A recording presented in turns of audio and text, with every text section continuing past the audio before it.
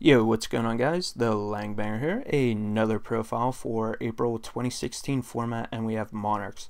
So right off the bat, you can tell that this is quite different from your regular build.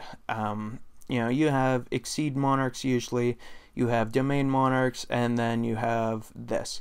So this sort of concept has popped up here and there, but to my understanding, like the cards that you see now, that isn't like so typical in the main. A few people got close to topping, or someone did top. I forget exactly what it was, but those cards were in their side, so they transitioned into it. So what I decided to do, I'm like, well, instead of just siding those in, why not just main them? Because Vanity Fiend and Majesty Fiend do a lot of work against the format right now. The mirror match is one thing, but like BA and Cosmo, like, this does a pretty good job against those. So let's just go into the list real quick, and then I'll go over why I'm using what I'm using. So you have 2 the Light Squire, you have 3 Ether, you have 2 Eidos, you have 2 Erebus, you have 1 Kurez, 3 Majesty Fiend, 2 Red Layer, 3 Vanity Fiend, 2 Allure, 1 Domain, 3 Pantheism, 3 Return, 2 Soul Exchange, 3 Tenacity, 3 Monarch Stormforth, 2 Sinister Yorishiro, and 3 Prime Monarch. So the cards that aren't so typical, you see 3 Majesty Fiend, 3 Vanity Fiend, and those go well with that first trap that I'm using. I'm going to read the effect for those of you who do not know what it is. It's a continuous trap. It says each turn, 1 level 5 or higher fiend type monster you normal summon can be summoned without tributing. If exactly 1 normal summon set level 5 or higher fiend type monster and no other cards, in parentheses, would be destroyed, you can send this card to the graveyard instead. So what that's doing is that allows you flip the trap card, and then you get to summon Majesty Fiend and Vanity Fiend without tributing.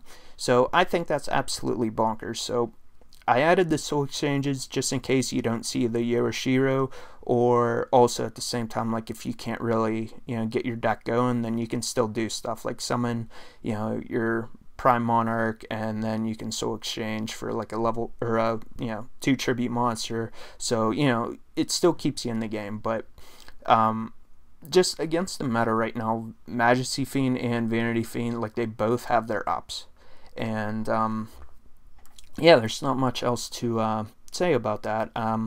I just went with 2 of each Squire. I'm using the 2 Red Layer as well as additional fodder, and then that's a nice little loop there. It gives you just infinite fodder, so it doesn't pop up too often, but what can you do?